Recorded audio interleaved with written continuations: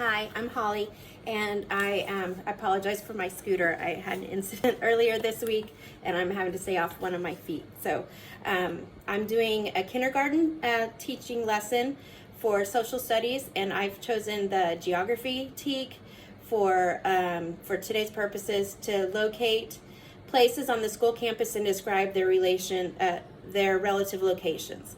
So what I did for my learning objective, I wrote several, as you'll see in the lesson plan, but I'm just going to skip down to the third one. Students will be able to recognize and identify the cafeteria in relation to their classroom using a map of the school to determine the location. So to start off the morning, I would typically just sit on the floor with the students, and we would go right into an activity. So I'm just going to sit for this.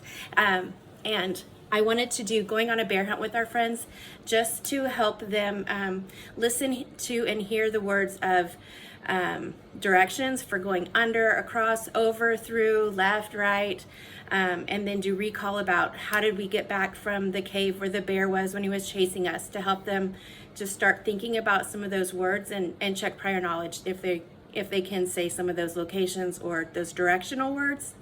And then as soon as I got their responses and we've discussed it, students would then still be with me at the rug, and I would say, okay, so like the location of the bear, he was in the cave and we had to get back to the house.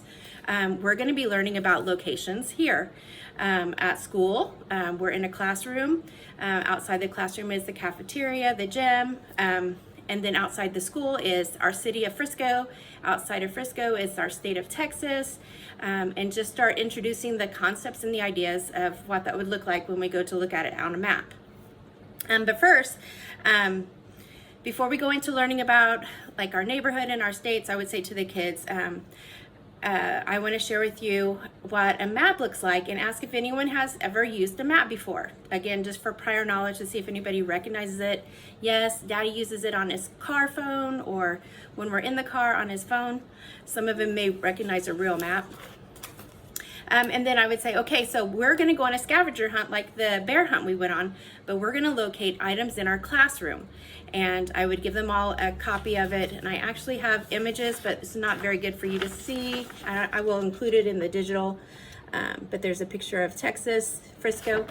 And then I would walk them through a scavenger hunt where we have to locate all of these items in our classroom.